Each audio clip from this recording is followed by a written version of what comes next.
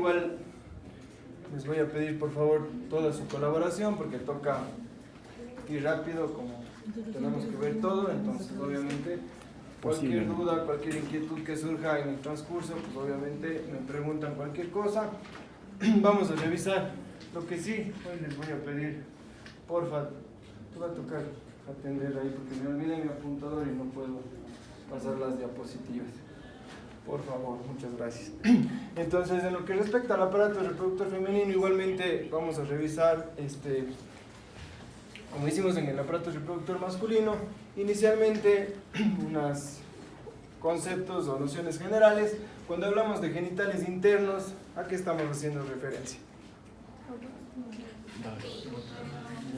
Exacto, ¿no es cierto? Aunque suene un poco redundante, genitales internos, ¿no es cierto? Todo lo que tiene que ver con las trompas, los ovarios, el útero, en sus porciones, la vagina.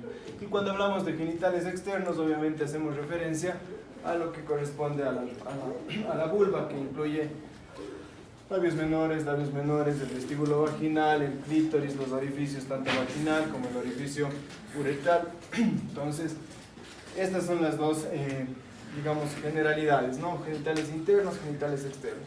Lo otro que es importante para iniciar es el hecho de que ustedes ya conocen, probablemente de mejor manera, que todos estos cambios histológicos que vamos a aprender o estos cambios que vamos a ver tienen que ver obviamente con cambios cíclicos que surgen desde la pubertad hasta la menopausia. Es decir, que tienen que ver con toda la regulación hormonal que sucede en relación al eje hipotálamo hipofisario, con lo que tiene que ver con producción obviamente o estimulación estrogénica y progestacional. Pásale. Entonces, empezamos con el ovario. Como ustedes ven aquí, el ovario se describe como una forma de nuez. Ahí tienen ustedes las medidas referenciales, sus órganos o sus ligamentos. Tenemos el ligamento ovárico en relación obviamente a la pared uterina, el ligamento suspensorio del ovario que lo relaciona más bien con la trompa, y obviamente el mesosalpinx, que es hacia la parte posterior, que son los elementos, como dice ahí, de sostén o de suspensión del ovario, que se caracteriza obviamente por tener esta estructura y, como ustedes pueden ver en este esquema, también por la presencia de estas lobulaciones o irregularidades en su superficie externa, que se explican por el hecho de que obviamente cuando ya tiene su función en vida reproductiva desde la pubertad hasta la menopausia, ¿qué es lo que sucede cada vez en el ovario? Se producen las ovulaciones, ¿no es cierto? Y con cada ovulación obviamente se produce una ruptura de la superficie del ovario para permitir obviamente la salida del óvulo, y eso hace que se generen estas irregularidades o estas, entre comillas, cicatrices que se van produciendo y hacen que externamente nosotros o macroscópicamente le veamos así a la superficie del ovario. Pásale, por favor. Entonces, ya desde el punto de vista lo anterior, por favor. Una más, una menos. Entonces, desde el punto de vista histológico, como en la mayoría de los órganos que revisamos, nosotros vamos a ver desde la parte externa hacia la parte interna. Entonces tenemos dos zonas importantes.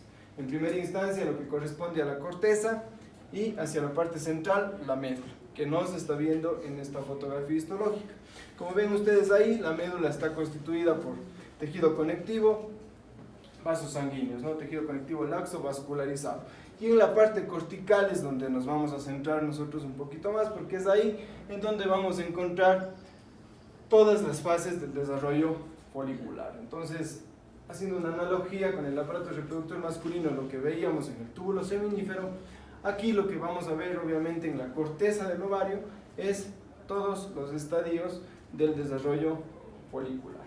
Entonces vamos a reconocer folículos primordiales, folículos primarios, folículos secundarios, el folículo de Degrave o folículo maduro, ¿sí? Desde el punto de vista histológico y obviamente cómo está estructurado cada uno de estos. Entonces, desde las generalidades tenemos que recordar entonces que tenemos dos porciones grandes, la corteza y la médula.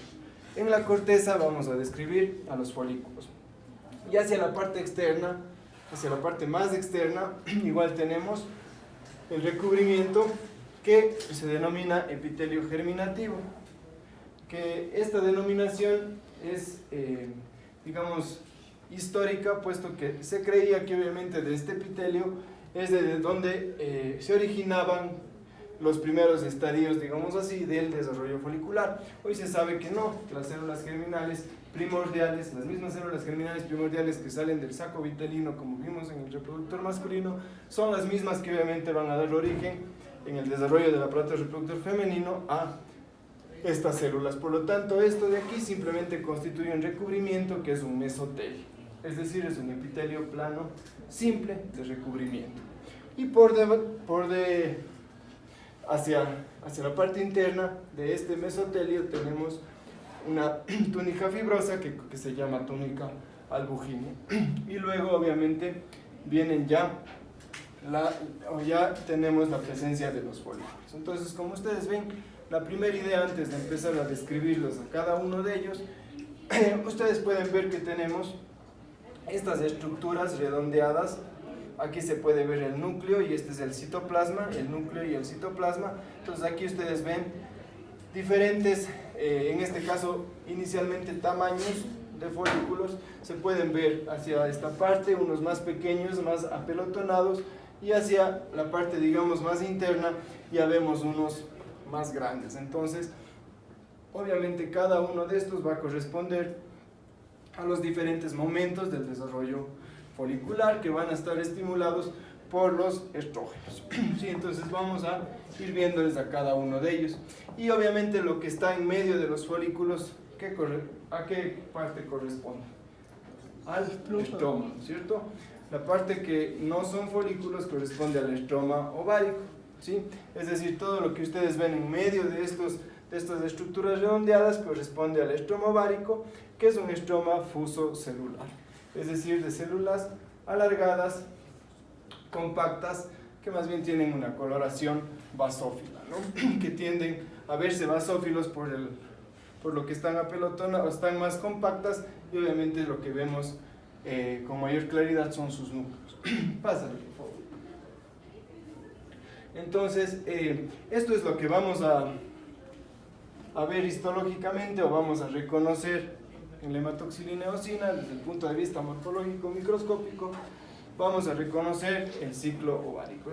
Entonces, como les decía, obviamente tenemos una fase que es la fase estrogénica, igualmente aquí, y luego se produce la ovulación, y luego entramos en la fase progestacional, ¿cierto? O estimulada por la progesterona, en donde lo que se va a formar son el cuerpo lúteo, en una primera instancia hemorrágico, luego un cuerpo lúteo ya linizado, y luego finalmente el cuerpo albicans, ¿no? Entonces esta parte final. Y obviamente acá en la parte superior están viendo, nuevamente redundamos un poquito lo que les expliqué antes, ¿no? Folículos primordiales, vamos a ir viendo folículos primarios, secundarios, el folículo maduro, y obviamente hasta ahí no, hasta ahí vamos a reconocer, porque de ahí ya se produce la ovulación. Entonces, regrésate por favor, perdón. Entonces ahí ustedes tienen, ¿no? Entonces tenemos 3 estadios del desarrollo folicular, de manera general.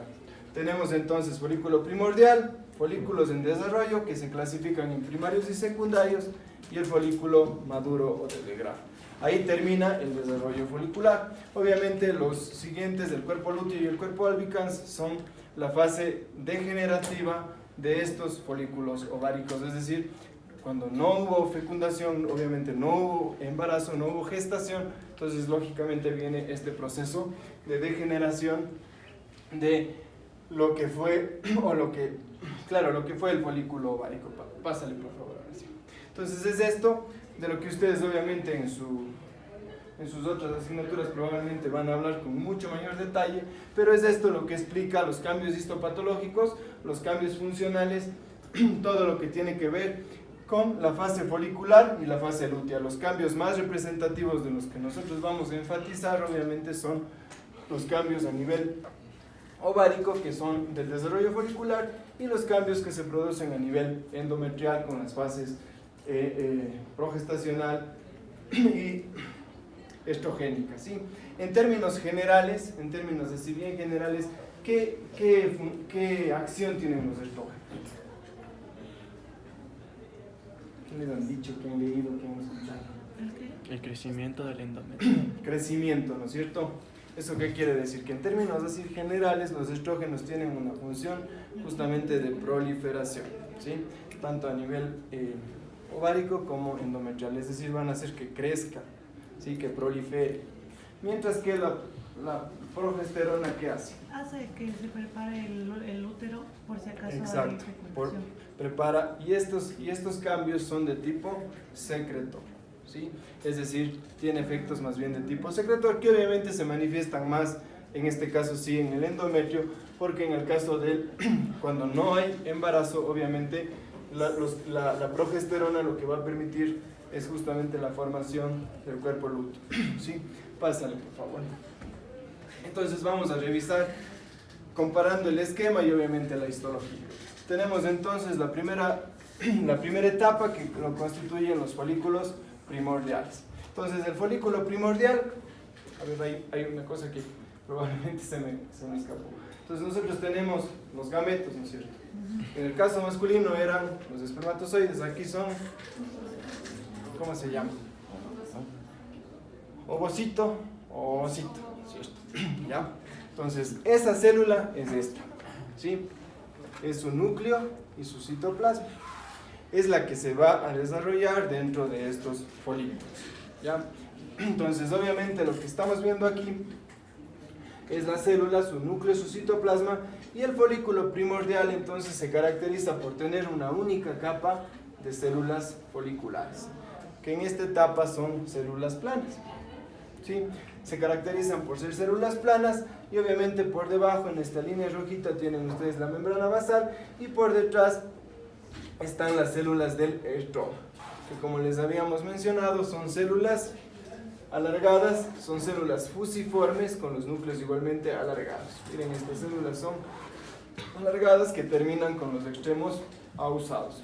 Esas son las células estromales que están en medio de los folículos. Entonces, histológicamente ustedes están viendo ese aspecto. Aquí tienen el núcleo, esto corresponde todo lo rosado que está en la mitad desde el citoplasma, y obviamente esta es la única capa de células foliculares que caracterizan a los folículos primordiales, y obviamente estos están en mayor cantidad y por eso se ven formando estos grupos apelotonaditos o más compactos. Todos estos que están viendo aquí son folículos primordiales, ¿sí? La otra característica, como ustedes pueden ver, es que el núcleo se ubica, o el núcleo es excéntrico, ¿sí? Generalmente, como se puede ver en el esquema que le colocan al núcleo, no está en pleno centro, sino obviamente está desplazado un poquito dentro del citoplasma. Esta es la característica de los folículos primordiales. Pásale, por favor. Luego avanzamos y tenemos los folículos primarios. Entonces, ustedes, de manera general, una de las cosas que tienen que recordar es que esto, al ser un proceso igual progresivo, paulatino, lo que va a ir pasando es que va a ir creciendo.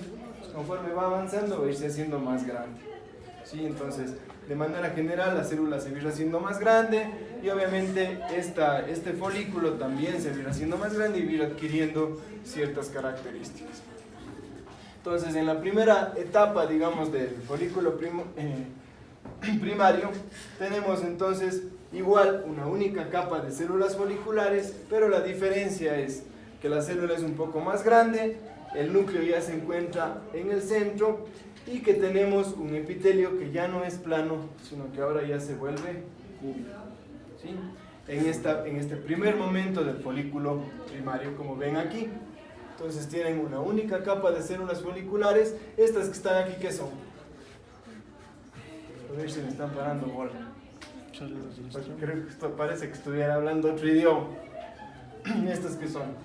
Células del estroma. Estroma, ¿no es cierto? Ese es el estromo ovárico. Eso sirve para que ustedes, cuando ven un corte histológico, digamos, ya no tan didáctico que enfoca un punto específico, sino ya ven un corte histológico general y quieren ustedes ubicarse que están viendo ovario, lo que más sirve en primera instancia es ver el estroma ovárico. Si ustedes ven un tejido que tiene este aspecto, células alargadas y muy apretadas, y en medio de eso, desde la panorámica se ven bolitas. Eso les hace pensar desde la panorámica, creo que lo que estoy viendo, eso no vale, ¿sí?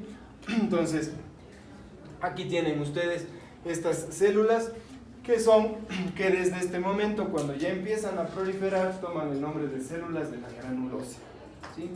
En primera instancia, como les decía, se llaman células foliculares, y aquí ya empiezan a denominarse células de la granulosa. Pásale, por favor. Sigue.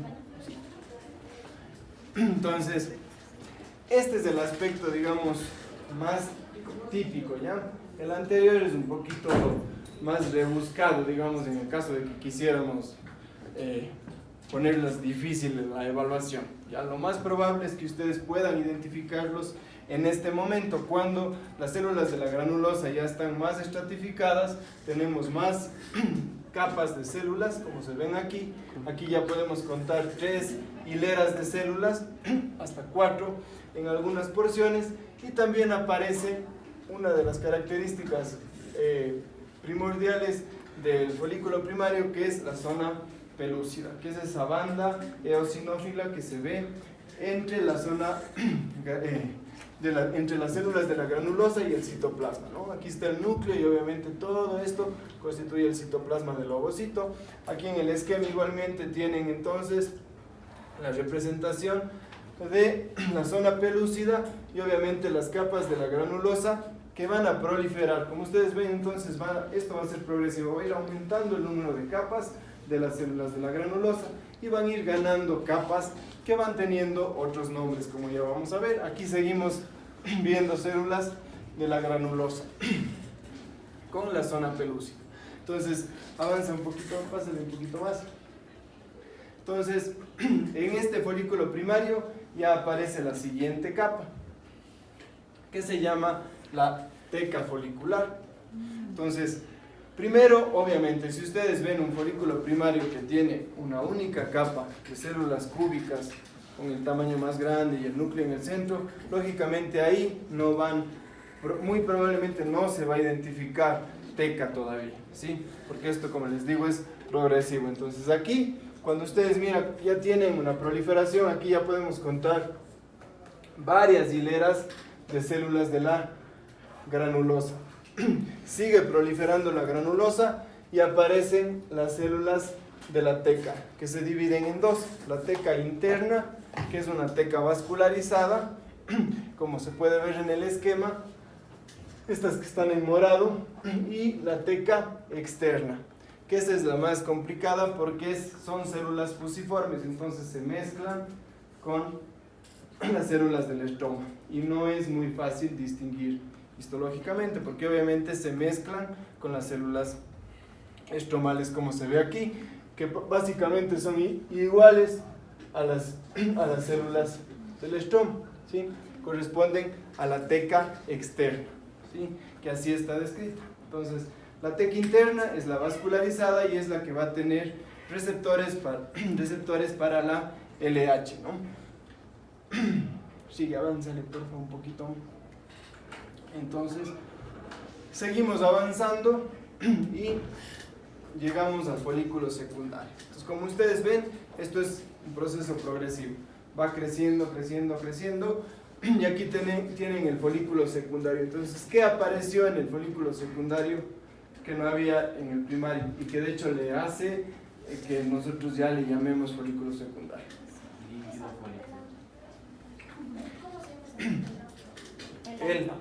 El antro, ¿no es cierto? Ese hueco que se ve ahí. ¿Y ese hueco dónde se ubica? ¿En qué capa? En la granulosa, ¿no es cierto? Entonces el antro se forma entre las células de la granulosa. Es esta cavidad que se llena de líquido, obviamente que va a tener funciones nutricias para seguir con el desarrollo del ovocito, y obviamente aquí esta es la característica. Lógicamente aquí tenemos más capas de células de la granulosa en comparación con el primario, hay más. Como ustedes ven ahí, les dice que la granulosa en el folículo secundario llega a tener de 10 a 12 capas, Y obviamente tenemos el antro con el líquido folicular. Aquí tienen ustedes otro esquema. En la parte central obviamente está el núcleo y aquí todo esto es granulosa. Y esta capa de aquí, entonces, ¿a qué corresponde? La La teca, ¿no es cierto? Acuérdense que ya apareció la teca.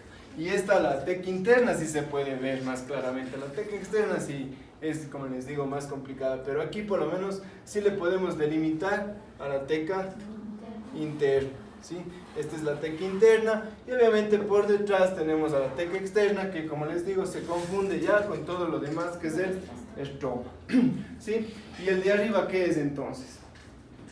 El de abajo, el que estamos viendo que tiene el hueco, ese es un folículo secundario. El de arriba, ¿qué es? Primario, ¿no es cierto? ¿Por qué? Tiene la membrana pelúcida que se ve claramente, la zona pelúcida, y obviamente estamos viendo una capa granulosa, digamos, con un espesor 1, 2, 3, 4 de hasta 5 células de la granulosa, y lo más importante, no tiene antro, ¿sí? Por eso sigue siendo primario, ¿ya? Por eso sigue siendo primario. Pásale, porfa.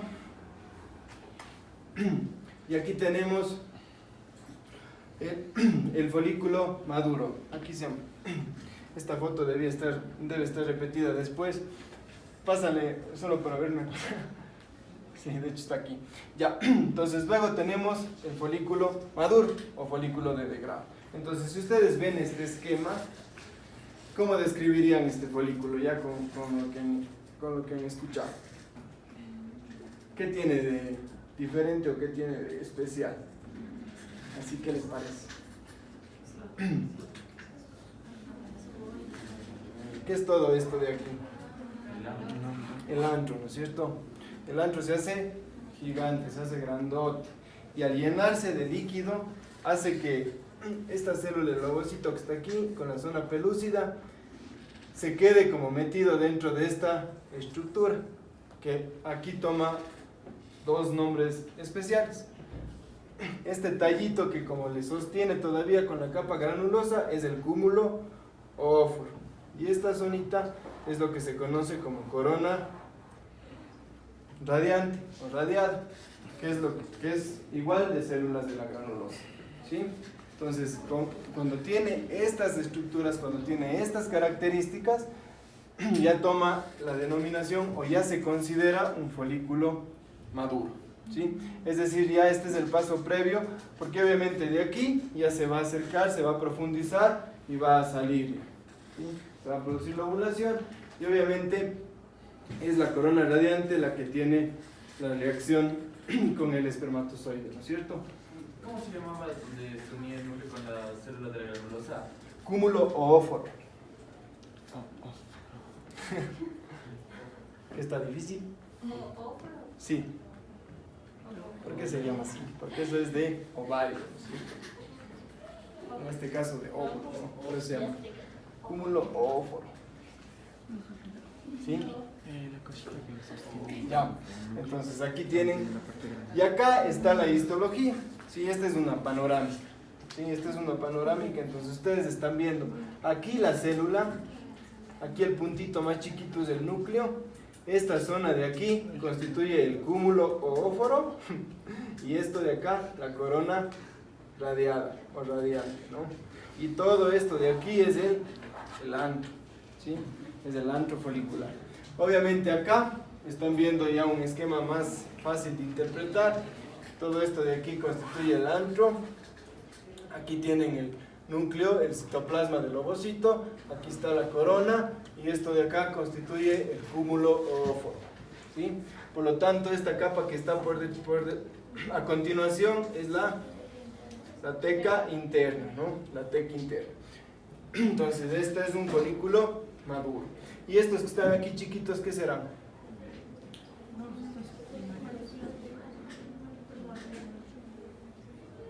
¿Ya? Todos dicen que es primordial.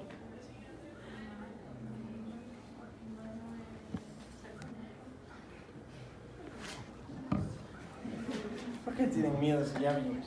Solo se está viendo el núcleo prácticamente, ¿no es cierto? Obviamente estamos viendo una panorámica, ¿no? Estamos viendo de lejos. Pero aquí ustedes están viendo simplemente el núcleo, citoplasma y una bandita más oscura que les rodea, ¿ya? Muy probablemente eso corresponde a folículos primordiales, ¿ya? Lógicamente, si están viendo eso y tienen duda, nos acercamos y ahí vamos a comprobar. Si solo tiene una única capa, es un primordial, que son chiquititos. Si ya tienen más capas, eso es un primario. Pásalo, por favor. Entonces, esas son las fases del desarrollo folicular. Como ven ustedes aquí, la fase folicular, hasta donde vimos, hasta el folículo maduro. Y luego, obviamente, viene la fase ovulatoria. Y tenemos luego la fase lútea, ¿no? En donde vamos a ver cómo se reconoce obviamente al cuerpo lúteo y al cuerpo albicans. Entonces, esto se produce en el día... ¿Por qué están conmigo? 14, ¿no es cierto? La ovulación. En el día 14, ¿no es cierto? Ya. ¿Y qué pasa ahí con las hormonas? Llega el pico de... Eso. Llega el pico del LH y por lo tanto, ¿qué deja de el estrógeno? ¿Qué pasa? Se reduce. Entonces, si se reduce el estrógeno, ¿qué pasa con el folículo que estábamos viendo? Que por los estrógenos crecía hasta que ovulaba. Si deja de haber estrógeno, ¿qué va a pasar con ese folículo? ¿Ya? Entonces, por eso, lo siguiente que vamos a ver, obviamente, es cómo se ve este proceso degenerativo en la fase lútea cuando no hay embarazo, obviamente. ¿Sí? Entonces, lo mismo, ya no vamos a ver esta. Esto simplemente era una imagen interesante que está en algunos de los libros de histología en relación al estigma folicular. ¿Han escuchado qué es el estigma folicular? Es el punto, digamos, exacto por donde sale el óvulo. Eso se le conoce como estigma folicular. Entonces, desde el punto de vista clínico y de aplicación, se puede hacer con guía ecográfica, como ven aquí.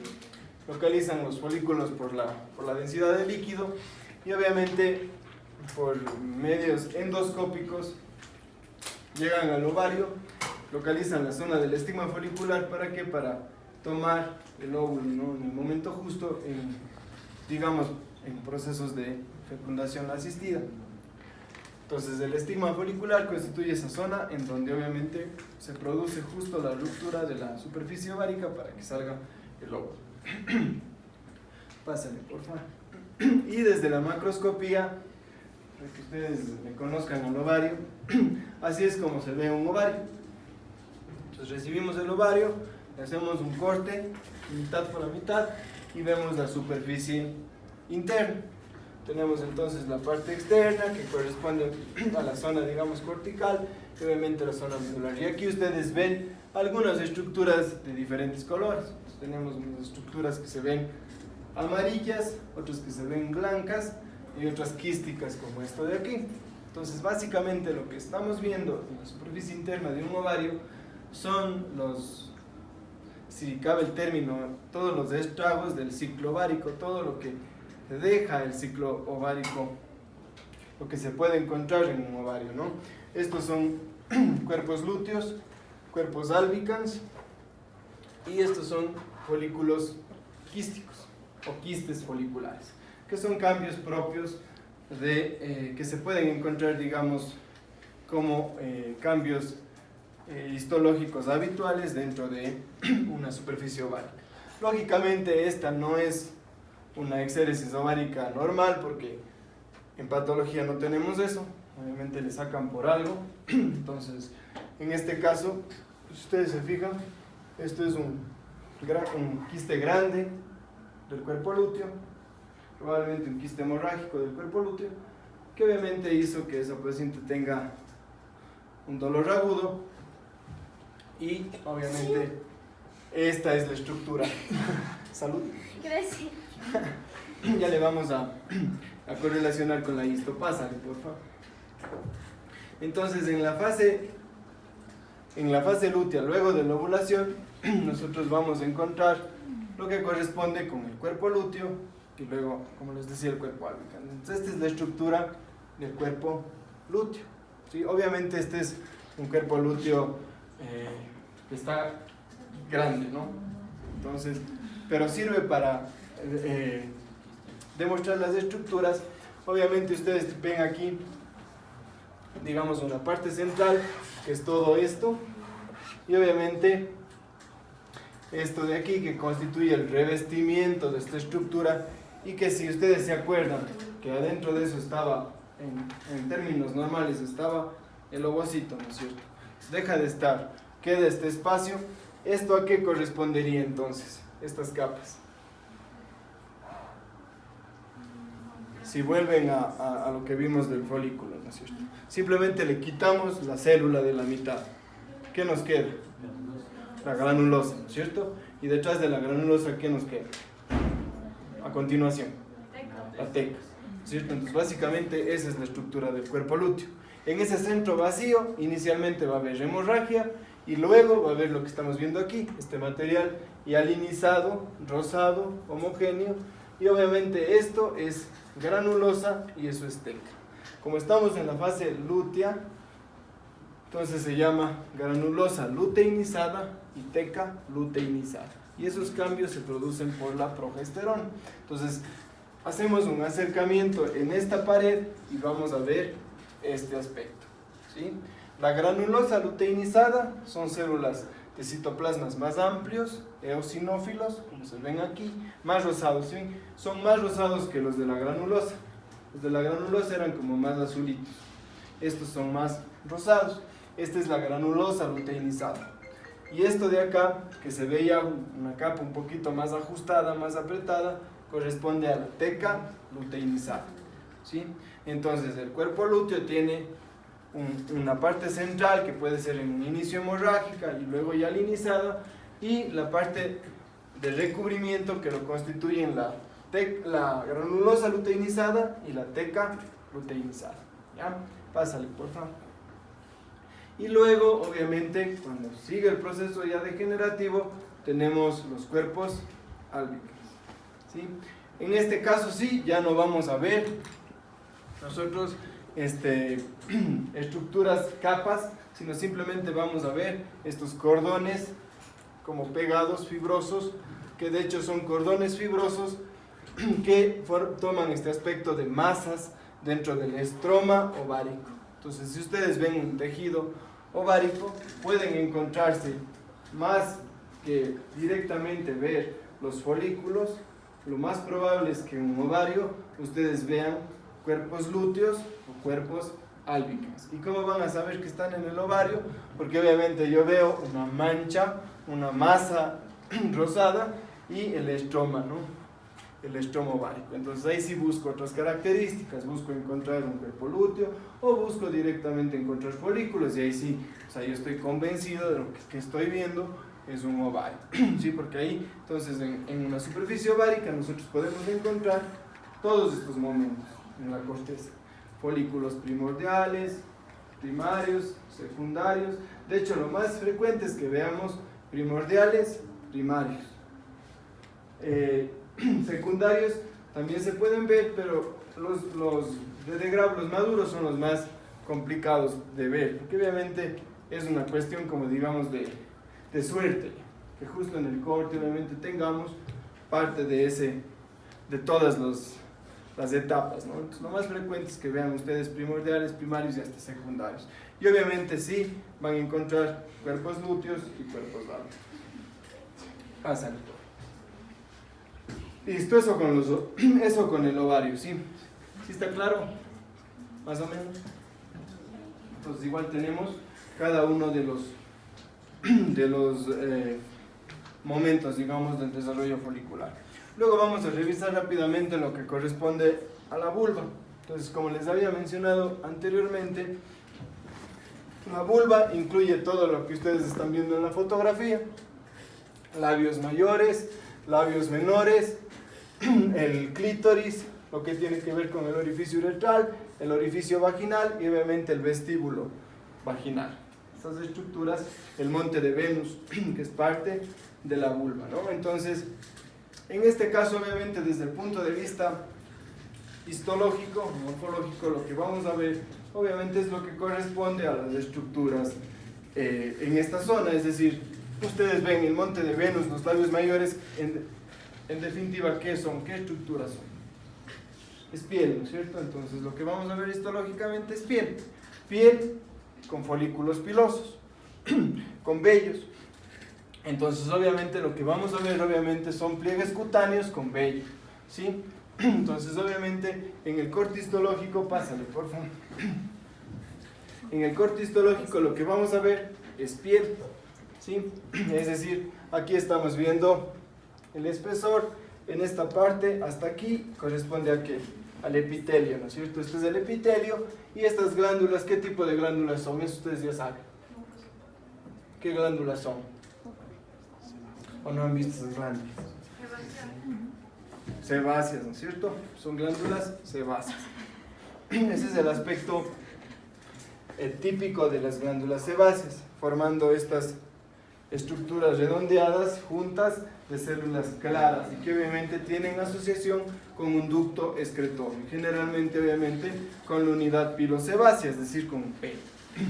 Sí, entonces ustedes lo que ven es piel, epitelio plano estratificado con queratina y glándulas sebáceas en el tejido conectivo subepitelial. Este tejido rosado que se ve entre las glándulas, ¿qué es? ¿Qué tipo de tejido? Fibroconectivo, ¿cierto? Y lo que ven aquí, ¿qué son? Vasos. Acuérdense que todos los tejidos están estructurados de esa manera. Tenemos un epitelio, tenemos un estroma subepitelial, vasos sanguíneos y tenemos estructuras que obviamente son características de cada una de las regiones o de cada una de las zonas. Entonces aquí obviamente lo que están viendo ustedes es la piel, ¿sí? Pásale, por favor. En el caso de los labios menores, que igual están constituidos por piel, ¿no es cierto? ¿Cuál es la diferencia con los labios mayores? No va a haber folículos. Que no va a haber vellos, ¿no es cierto? Como dice ahí, sin presencia de vellos. Entonces, obviamente, histológicamente vamos a ver piel, epitelio plano, estratificado, pero sin presencia de pelos, sin presencia de folículos pilosos. Y una de las características también que se menciona es la capa basal pigmentada, que obviamente en estas zonas tenemos una coloración más oscura y que eso histológicamente se refleja con una hiperpigmentación de la capa basal. Que de hecho en esta fotografía se puede notar que en la parte basal hay una bandita más oscura, como tendiendo a una coloración marrón. A eso hace relación la hiperpigmentación de la capa basal. Pásale, por favor. Pásale. Obviamente al hablar de... no tanto. Menos. Al hablar del clítoris, obviamente es análogo, como dice ahí, al pene. Entonces obviamente tenemos estructuras parecidas, constituidas por los cuerpos cavernosos, que como habíamos visto en la histología del pene, son estructuras que están constituidas por ¿qué? ¿Qué tienen los cuerpos cavernosos dentro? ¿Se acuerdan que tenían? Lleno de vasos, ¿no es cierto? La misma función, la misma estructura, ¿sí? Llena de vasos, porque obviamente es un tejido eréctil, como dice ahí, homólogo, obviamente, del pene, y de hecho también está constituido por un prepucio clitórico. En el vestíbulo vaginal nos referimos a la hendidura que se encuentra entre los labios menores y obviamente contiene los orificios uretral y vaginal. En esta parte del vestíbulo son importantes recordar o tener presente la presencia de las glándulas periuretrales de Skin y también las glándulas vestibulares propiamente dichas, llamadas de Bartolini. Pásale, por favor.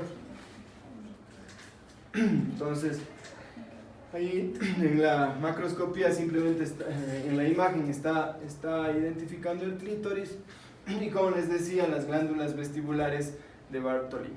Son histológicamente tubuloalveolares igualitas histológicamente a las glándulas mucosas que vimos en el caso de las glándulas que se encontraban a nivel del pene. Son glándulas igualmente mucosas, tubulacinares, que van a tener igual una función de lubricación. Pásale, por favor. Y aquí tienen ustedes una imagen igual de laboratorio de un quiste de glándula de Bartholin. Esta es una patología que sí se presenta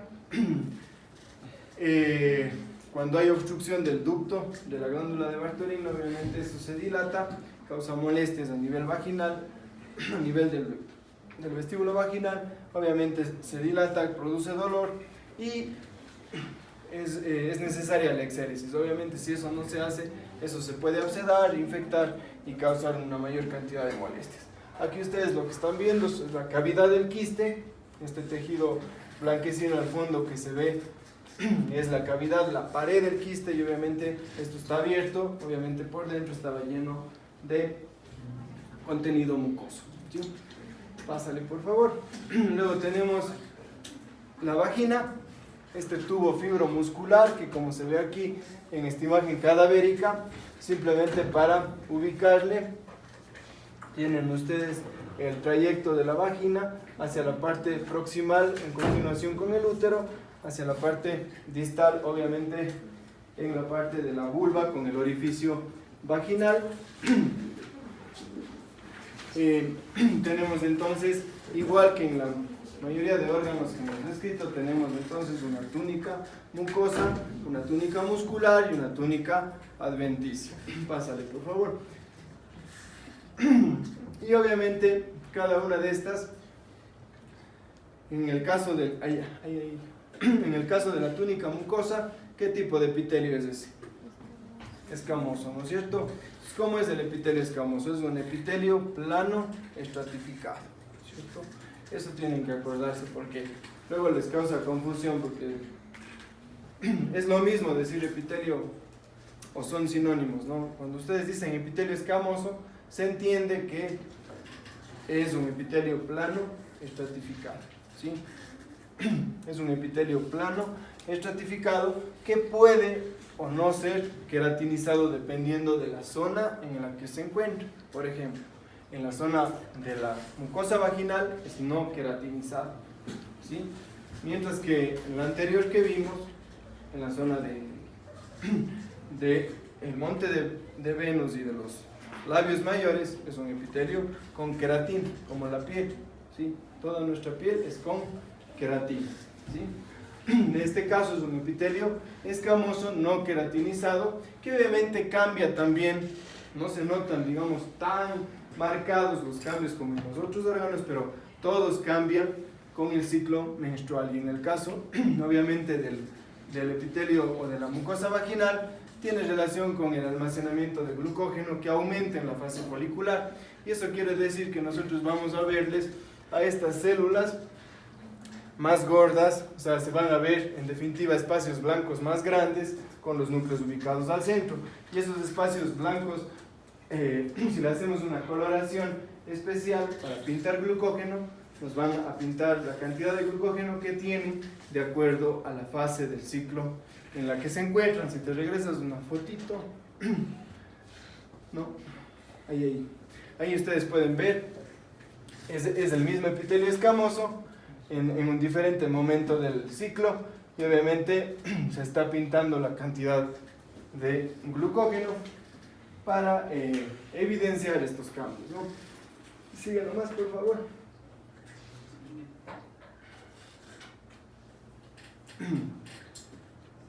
Lámina propia del tejido conectivo. Sigue. Obviamente la túnica muscular está constituida por una circular interna. Aquí podemos ver un poco de la capa muscular.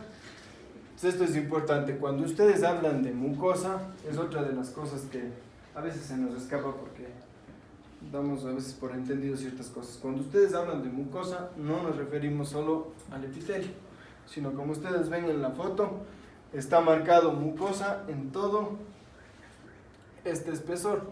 Es decir, incluye el epitelio y también el tejido conectivo que está por debajo, ¿sí? Todo eso es la mucosa. Y luego obviamente vienen las siguientes capas. Ahí está un poquito de la capa muscular que se distingue en este caso por por el aumento de la coloración se ve más eosinófilo y obviamente vamos a ver fibras musculares, es decir, células pausadas, células fusiformes alargadas, de núcleos alargados, que obviamente toman una coloración más roja y que en este caso van a formar parte de la túnica muscular de la pared vaginal. Como les decía, es un tubo fibromuscular.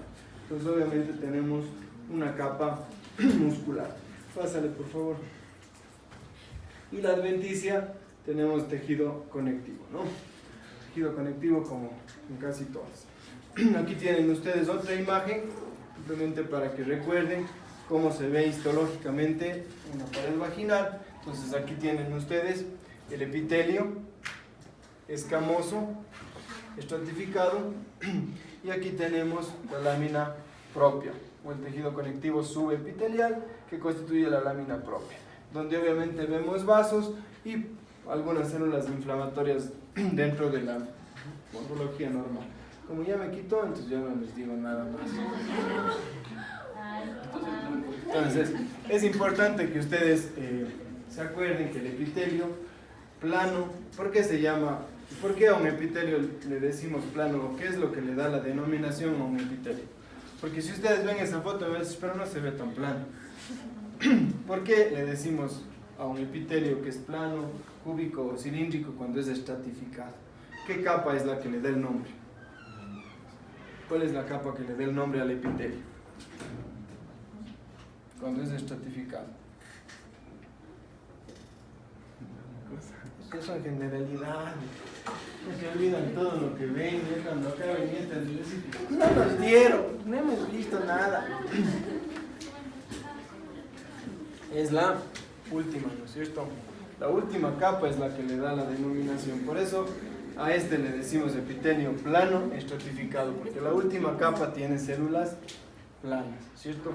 La maduración de un epitelio escamoso es de esta manera, ¿sí? Desde la parte basal hacia la superficie, y obviamente en la parte basal la célula es más alta y conforme va subiendo se va aplanando y al último ya es plano, ¿sí? Por eso se ve en la parte final, ya casi no vemos el citoplasma, vemos un poquito el núcleo y obviamente la célula está casi completamente plana, por eso se denomina así. Pero si ustedes ven en el centro, obviamente aquí está una célula, aquí está otra, y lo que les decía, se ve el citoplasma blanco que muy probablemente tiene cantidades de glucógeno que le hacen que tenga ese aspecto más redondeado. Pásale, por favor.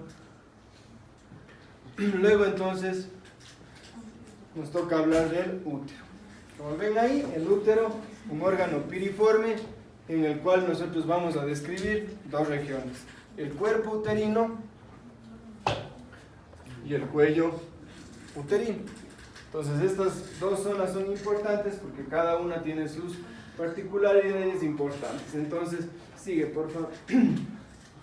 Tenemos entonces el cuello uterino, y obviamente en el cuello uterino tenemos dos regiones: el orificio cervical interno y el orificio cervical externo. El orificio cervical interno obviamente que se continúa con el cuerpo uterino, y el orificio cervical externo que es el que se continúa, digamos, con la vagina. Entonces ahí ustedes están viendo la imagen de justamente el orificio cervical, y esto es la mucosa del cérvix, ¿no? Entonces en la mucosa del cérvix ustedes van a tener dos zonas importantes, muy importantes, que son el exocérvix y el endocérvix. ¿Por qué son importantes? Porque obviamente cada una de ellas tiene un diferente epitelio, y hay una zona, como ustedes ven aquí, que se denomina de transición, es decir, el cambio del epitelio endocervical a exocervical, ¿no? O de epitelio columnar a escamoso, ¿sí? Entonces, si dice ahí escamoso, ¿qué tipo de epitelio van a ver? Igualito al que vimos antes. Simple plano. Plano estratificado, ¿cierto? Ya, pásale, por favor. Ya, no antes. Ya, entonces ahí, ¿cuál es el exocérvix? Ahí están viendo ustedes una foto, está marcado ahí un rectángulo, hacia arriba hay un tipo de epitelio y hacia abajo hay otro tipo de epitelio. ¿Cuál es el escamoso? El de abajo. El de abajo, hijo, estamos con el nombre. A ver, ¿quiénes dicen que es el de arriba? Alcen la mano. Que sea la mayoría. El escamoso. ¿Cuál es el escamoso? ¿El de arriba o el de abajo? De arriba, ¿no es cierto? Ya, el de arriba. Ustedes están viendo una panorámica, ¿no? Entonces aquí ustedes están viendo, ve. Esto es el epitelio, todo el ribete es epitelio escamoso, ¿sí? Es epitelio escamoso. Y aquí miren que aquí cambia y se empieza a meter y hace estas estructuras que tienen, ¿qué tienen? Tienen luz. Por lo tanto, ¿qué estructuras son? Tienen un epitelio, pero ya tienen luz, tienen trayecto. ¿A qué se parece? ¿Qué estructuras son? Glándulas, no tengan miedo de decir glándulas, ¿no es cierto? Glándulas. Entonces es un epitelio glandular. Entonces el endocervix es glandular y el exocervix es escamoso. ¿Ya? Entonces obviamente ustedes tienen aquí la zona de transición. ¿Cómo ustedes lo ubican de otra manera? Obviamente ya viendo el epitelio pues es diferente, es un epitelio estratificado plano, mientras que acá es un epitelio cilíndrico simple, con moco, con producción de moco. Pero si ustedes se fijan hay otras características también que pueden ayudar.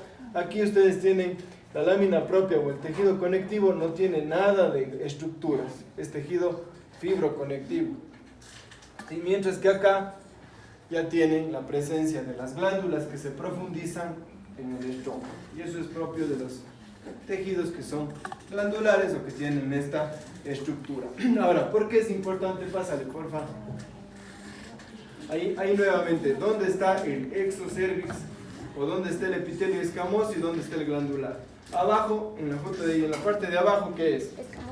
Escamoso, ¿cierto? Aquí es escamoso. Todo esto es escamoso.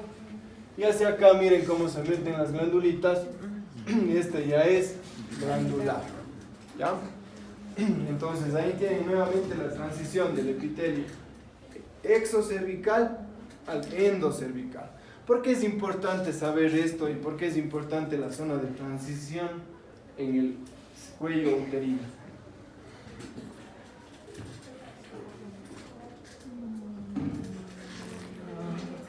Dale, digan nomás, ¿por qué? O sea, lo que yo había leído decía que en el exocervix es donde por lo general va a ocurrir lo que es el cáncer de cuello de útero. ¿Sí es eso? Por eso mismo. ¿Dónde empiezan, no es cierto? ¿Dónde empiezan las lesiones premalignas del cuello uterino? En la zona de transición. ¿Y cuál es el malvado que empieza las lesiones premalignas del cáncer de cervix? Eso ya han de haber oído. Y si no han oído, trabajo. El virus del papiloma humano, ¿cierto? El virus del papiloma humano que tiene cepas que son de alto riesgo y cepas que son de bajo riesgo. Ya. Entonces aquí obviamente la zona de transición funcionalmente también tiene importancia, como ustedes ven aquí, en las etapas del desarrollo o en las etapas de la vida de una mujer. Tienen su importancia porque en la parte prepuberal como en la menopausia, la transición o la unión escamocolumnar es más alta, es decir, está por arriba del orificio cervical externo, mientras que en la pospuberal se encuentra a nivel del orificio cervical externo, es decir, es más baja. ¿Eso qué importancia tiene? Justamente esto, ¿no?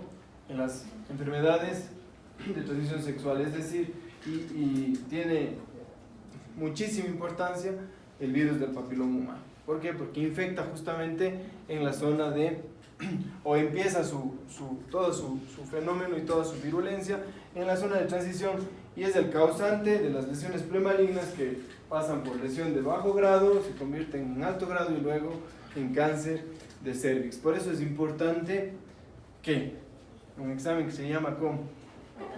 Papa Nicolás, no, mentira, no se llama Papa Nicolás, se llama citología cérvico-vaginal.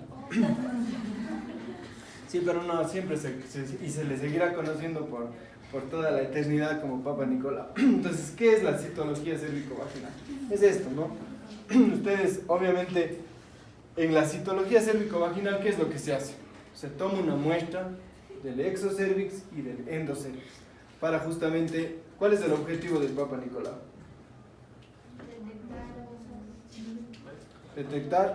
Detección oportuna de cáncer de cervix. ¿Ya? Ese es el objetivo final. ¿Ya? Pásale, porfa. Pásale. ¿Y esto qué es? Esto ya no es tejido. Vean la diferencia entre lo que estamos aprendiendo del endocervix, el exocervix, y esto que es la citología. Entonces, esto simplemente es para que ustedes conozcan un poquito nada más. ¿Y por qué? Porque probablemente mucho más importante que todo lo que puedan aprender de microscopía es esta cuestión del Papa Nicolau y el hecho de qué importancia tiene el control con la citología cérvico-vaginal. ¿Desde cuándo hay que hacerse Papa Nicolau? Desde el inicio de la vida sexual, ¿no es cierto? ¿Y cada cuánto tiempo hay que hacerse? La recomendación es que se haga un control anual, ¿sí?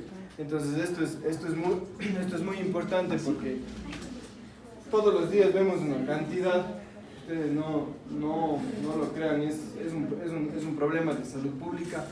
Tenemos una incidencia altísima de cáncer de cervix y las lesiones de alto grado se presentan cada vez en personas más jóvenes.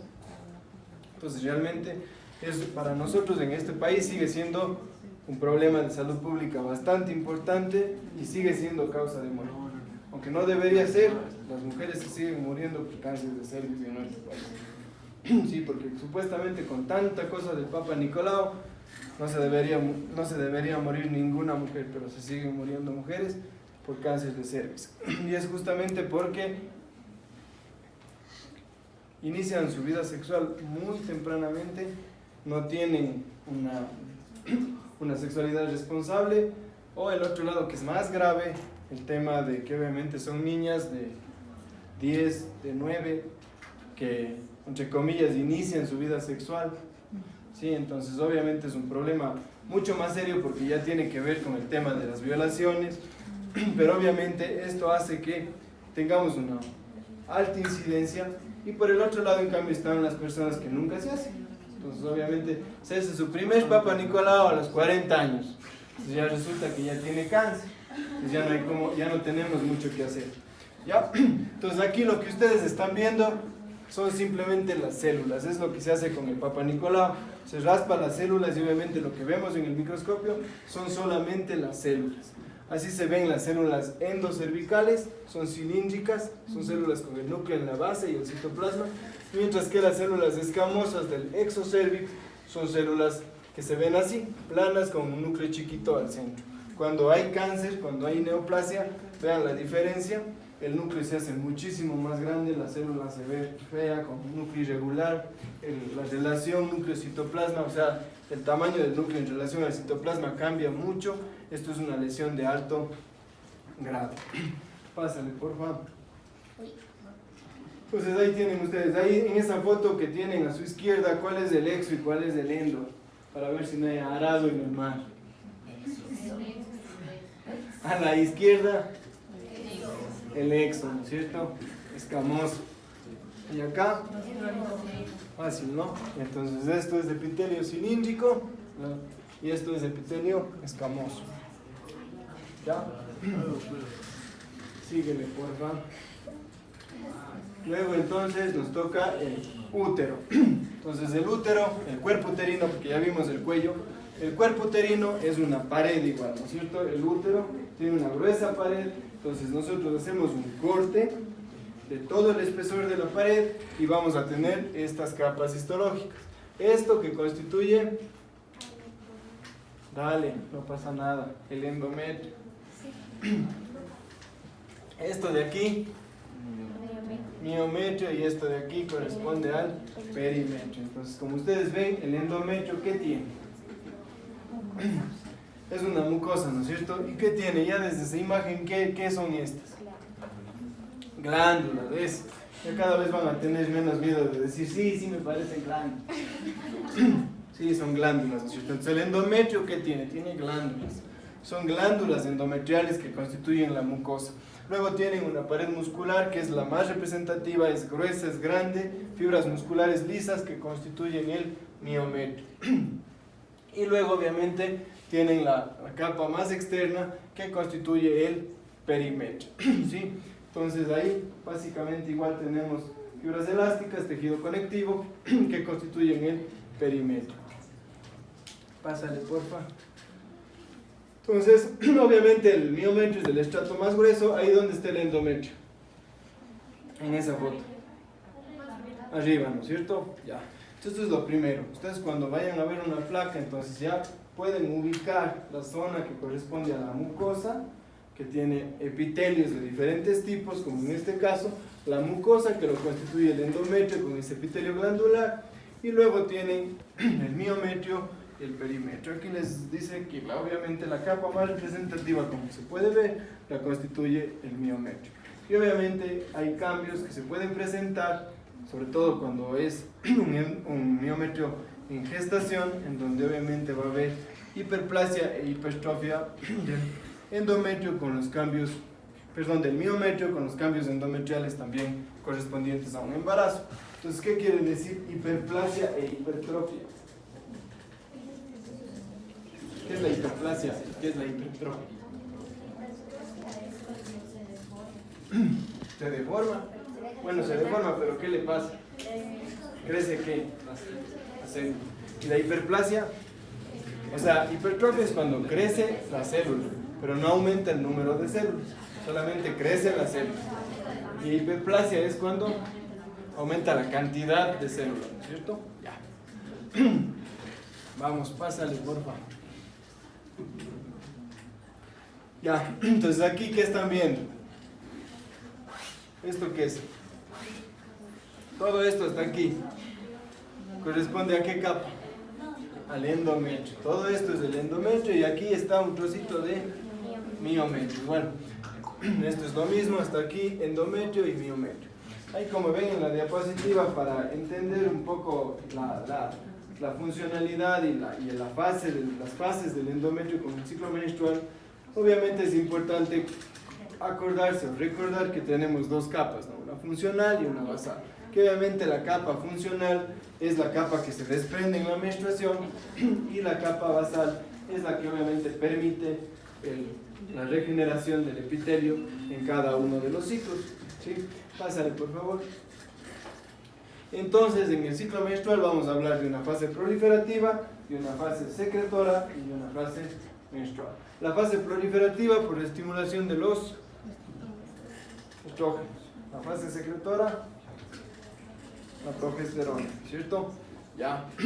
Entonces ahí en este esquema simplemente les está mostrando que hasta las arterias espirales en la ramificación de los vasos constituyen el estrato basal, es decir que estos vasos hasta aquí constituyen el estrato basal, que es el que no se va, el que siempre permanece, y a partir de estas ramificaciones más pequeñas obviamente es donde se produce la regeneración cíclica. Ya, pásale por favor. Entonces, como ya les había mencionado, el epitelio del endometrio, entonces está constituido obviamente por la parte superficial, que aquí está feo, está como con sangre, y esto que es la parte glandular, ¿no es cierto? Entonces siempre tiene un epitelio superficial y la parte, digamos, propiamente glandular. Son células o es un epitelio cilíndrico, y obviamente aquí sí van a tener cambios tanto en las glándulas como en el estroma, dependiendo de la fase en la que nosotros nos encontremos. Entonces, lo que se encuentra aquí en medio de las glándulas constituye el estroma, ¿sí? Lo que está en medio de las glándulas, eso constituye el estroma, que ya vamos a ver los cambios que se presentan en cada una de las fases. Entonces, lo primero y probablemente lo más importante desde mi punto de vista va a ser que podamos definir cuándo es una fase secretora y cuándo es una fase cuándo es una fase, proliferativa y cuándo es una fase secretora. Eso como, digamos, lo esencial. Y luego ya, si nos podemos decir si es temprano, si es tardía, y tanto la proliferativa como la secretora, qué mejor, ¿sí? Pero que tengamos un cierto grado de certeza para poderlo decir, ¿no? Entonces, esto obviamente es el mismo cuadro, simplemente para que recuerden que obviamente tenemos estas fases y que están reguladas por el mismo eje, ¿no? Pásale, porfa. Entonces, vamos a hablar ahora sí de las... No tanto. De las... Dale, porque ya me queda... No, regrésate una. Ahora una más. Ah, no, una más. Avanza. No, te estás regresando. No te regreses, avanza. Perdón. Ahí, esa foto. Ya no importa que nos salgan los nachos. La cosa aquí es, lo primero es que ustedes estén claros con el ciclo menstrual. Entonces, ¿cuál es el primer día del ciclo menstrual? ¿Cuál es el primer día de tu ciclo menstrual? ¿Cuál se considera el día 1? Eso, ¿no es cierto? ¿Por qué tienen miedo? Cuando el primer día del ciclo menstrual se considera el primer día de sangrado. Ese es el primer día de la menstruación, ¿no es cierto? Por eso cuando le preguntan, ¿cuándo fue la fecha de tu última menstruación? ¿Qué día dicen ustedes? El primero. No, ¿no es cierto? Entonces ya ven que dan mala información a los niños. El primer día del ciclo menstrual se considera el primer día de sangrado, ¿no es cierto? Ya. ¿Y cuántos días en un ciclo perfecto que nunca existe, pero en un ciclo ideal, cuántos días dura el sangrado?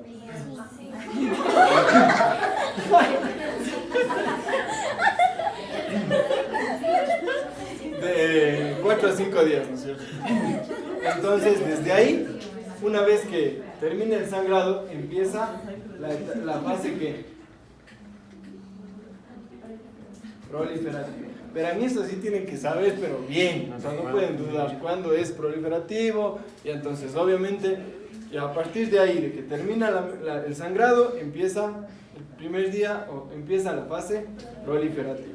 Por eso ustedes ven ahí que es el estadiaje, digamos, específico del endometrio, empieza así, ¿no? Con proliferativo temprano, más o menos en el día 5 al día 7. ¿Qué se refiere a este día 5-7? Obviamente lo que acabamos de decir, ¿ya? Considerando que empieza el sangrado y estamos en el día 5. Entonces, dos cosas que tienen que ver siempre para ver en qué fase está el endometrio. Las glándulas por un lado y el estroma por el otro lado.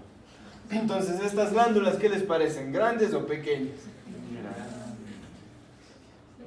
¿Qué parecen estas? Están tubulares cortas, ¿cierto? No están haciendo trayectos, ni se ven dilatadas, tampoco con secreción, ¿no es cierto? Son unas glándulas tubulares cortas. Y obviamente esto es el estroma, ¿sí?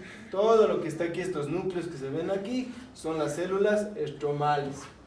Entonces, porque en la fase proliferativa, en términos generales, ustedes tienen que acordarse del nombre para que les sea más fácil acordarse de los cambios histológicos. Si es proliferativo, tiene que estar proliferando el epitelio. ¿Y cuál es la expresión de proliferación en el epitelio? Que el epitelio sea pseudoestratificado y que tenga mitosis, ¿sí? Porque las mitosis significan que está proliferando. Y también eso en las glándulas. En el estroma podemos ver un estroma compacto, es decir, que los núcleos están bien pegados, las células están bastante compactas, pegadas, y le dan un aspecto bastante azul a ese estroma. Están las células compactas. Y obviamente en el estroma también se pueden ver algunas mitosis. Ahora ustedes me dirán, pucha, pero ese estroma no está compacto, está edematoso, porque tiene estos espacios blancos. ¿Y esto qué es? Sangre. Ya, entonces ahí está la explicación, ¿sí? Para que ustedes no se confundan, porque el secretor tiene un estroma laxo, edematoso, con vasos congestivos, con vasos dilatados, ¿sí? Entonces, Pero ¿por qué es proliferativo y por qué es temprano inclusive? Justamente por eso. ¿De qué estamos saliendo? De la menstruación. La menstruación.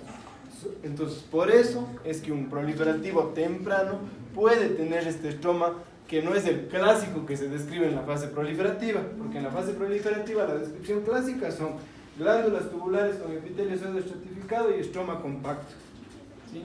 Pero obviamente si es un proliferativo temprano vamos a tener un estroma que puede ser más laxo y puede tener sangre, porque estamos saliendo obviamente de la menstruación. Pásale, por favor.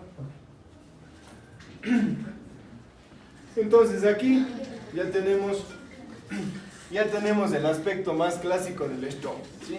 Esta imagen es el aspecto, digamos, más clásico del proliferativo del estroma. Si ven que el estroma se ve bastante azul, las células se ven bastante compactas y obviamente las glándulas siguen siendo tubulares. Aquí obviamente ya tenemos una glándula alargada, pero sigue siendo tubular. ¿Qué quiere decir? Que no tiene un aspecto como ondulante o tampoco tiene secreción en la luz, y si nos acercamos el epitelio tiene que ser pseudo estratificado. Pásale, porfa. Pásale. Síguele nomás pasando porque esa foto está fea. La anterior. Esta. Entonces, si ustedes se acercan a esas imágenes anteriores que les mostré, entonces ya le ven glándulas que son tubulares pequeñitas, con un estroma que se ve bastante azul o compacto. Ustedes se acercan y encuentran el epitelio pseudo estratificado, es decir, núcleos a diferentes alturas, sin una marcada, o no hay, puede ser que en algunas zonas les parezca un poquito, pero en general no hay secreción en la luz. Y obviamente tenemos presencia de, estas son mitosis. Si ven estas figuritas que se ven más negritas hacia la luz, en el epitelio, esas son las figuras mitóticas. Entonces, este aspecto, acuérdense, epitelio pseudoestratificado, glándulas tubulares con estroma compacto, proliferativo, ¿sí? Ya, pásale por favor. Luego tenemos entonces la fase secretoria. Entonces, la fase proliferativa, ¿hasta qué día es? Hasta 14. Hasta el día 13. Y en el día 14 se produce la ovulación, ¿no es cierto? Y de ahí empieza entonces la fase secretora. Ya. Y en la fase secretora vamos a tener, por eso les dice día 16 más o menos aproximadamente. O la otra forma de fechar es posovulatorio, el segundo día posovulatorio, que es lo mismo, es decir, el día 16 del ciclo, o decir que estás en el segundo día posovulatorio. Ahora, las glándulas, obviamente vean los trayectos de las glándulas, ¿qué es lo primero? La forma de las glándulas, ya se hace más compleja, es decir, las glándulas ya toman unos aspectos más dilatados, con unos trayectos más complejos, ya no son solamente tubulares y cortas, sino que ya empiezan a adquirir un aspecto más complejo. Y si la fase se llama secretora, ¿qué voy a tener que yo encontrar? Evidencia de secreción. Que en una fase secretora temprana, obviamente va a ser menos evidente que en la tardía. Entonces aquí hay una característica histológica que se llaman las vacuolas de secreción. Y van a ubicarse en un lugar específico en la secretora temprana y en un lugar en la secretora tardía. La vacuola de secreción no es más que el espacio donde se acumula el moco, ¿ya? A eso se relaciona la vacuola de secreción. Y entonces ustedes aquí van a ver, yo voy a dibujar este espacio blanco que se encuentra, aquí está la luz de la glándula, ¿no es cierto? Aquí está este espacio blanco. Entonces, este espacio blanco es debajo del núcleo o está hacia la luz. Vean. Aquí están los núcleos. Esta es la luz. Aquí está el citoplasma. Ya. Entonces, en la secretora temprana, las vacuolas son subnucleares. ¿Ya? Es decir, se ubican debajo de los núcleos. Y obviamente, el estroma ya empieza a hacerse edematoso. ¿Cómo se manifiesta el edema? ¿Qué es el edema? Empecemos por ahí. ¿Qué es el edema? Es el... Es la presencia de ¿qué? De líquido, ¿no es cierto? Ya. Entonces, el edema en el estroma se va a manifestar por la presencia que ustedes van a ver células más separadas y que se ven espacios más blancos en el estroma. Obviamente, en esta foto estamos viendo un poquito del estroma y unos vasitos aquí. Sí, ya vamos a ver unas mejores imágenes. Pero en esta foto, si fuera solo esta foto, ¿por qué no es proliferativo? Por la forma de las glándulas. ¿Sí? Y porque no están pseudoestratificados. Es un epitelio simple. Bueno, aquí podría estar ya. Y además por esto de aquí, que no tiene el proliferativo, no tiene esa banda blanca que ya constituye la secreción, pero que en la fase temprana obviamente es una secreción subnuclear. Pásale, por favor. ¿Cómo se llamaba esa banda blanca? Las vacuolas subnucleares. Vacuolas de secreción subnucleares. Pásale un poquito más. No, saltarnos la teoría. Más. Ya, el anterior. Ya vean, en esta imagen obviamente es una imagen de esas así que casi nunca se ven, pero en el internet siempre hay unas imágenes didácticas buenas y es para mostrarles la vacuola subnuclear, ¿no? Pues ustedes están viendo una glándula, aquí está el núcleo, este es el citoplasma, aquí está la luz con un poquito de secreción y aquí están las vacuolas subnucleares. Entonces esto se compara con las teclas de un piano, a este signo histológico se lo compara con las teclas de un piano. Ya, pásale por favor. Endometrio secretor temprano en la foto, la anterior. Y si a esa misma foto le ven desde una panorámica, se va a ver